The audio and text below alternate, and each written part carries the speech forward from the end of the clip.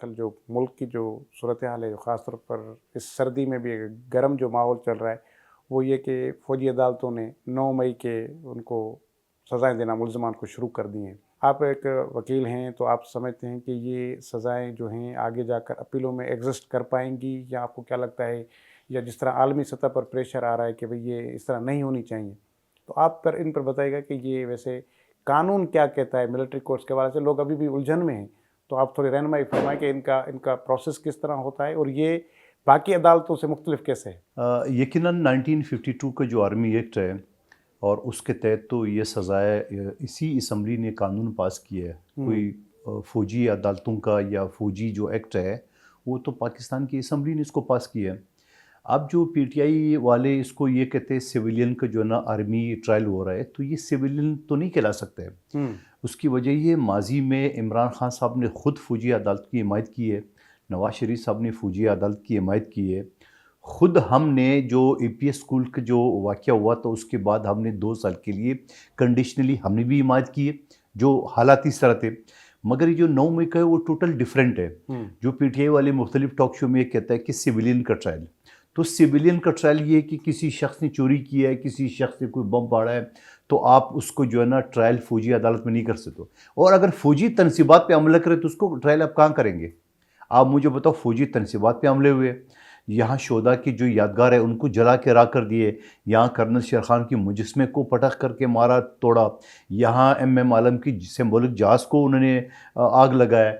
جہاں جہاں پورے پاکستان میں جو آرمی انسٹالیشن تھے ان کے اوپر ان نے حملے کر کے جلائے اور بے حرمتی کیے، تو ان کا مقدمہ تو عام مجسٹریٹ کی عدالت میں تو نہیں چل سکتا ہے۔ اور پھر اس میں فوج نے خود ایک اپنا جرنل کو، جو پاکستان کا طاقتور ترین سیٹ پہ یعنی ڈی جی آئی سی رہ چکا ہے، جرنل فیض کی بات کروں، کور کمانڈر پشاور رہ چکا ہے، ان کو انہوں نے نہیں بخشا، ان کا کورٹ مارشل شروع ہے، ان کے خلاف کارروائی چل رہی ہے، اور اس میں بھی مین مدعا یہی ہے کہ 9 مئی کا۔ اب آپ مجھے بتا دیں کہ جرنل فیض کو کیا لگی کہ انہوں نے کور کمانڈر ہاؤسز پہ حملے کرائے، فوجی تنصیبات پہ حملے کرائے، شہداء کی یادگار کو جلائے، تو اکیلے نے تو نہیں کیے۔ اب ان کے ساتھ کون تھا؟ یقیناً جو نام آ رہا ہے وہ عمران خان صاحب کی ان کی پارٹی کا آ رہا ہے۔ پھر خود میڈیا کے سامنے عمران خان صاحب نے مانا کہ جے ایچ کیو پہ دھرنے کا میں نے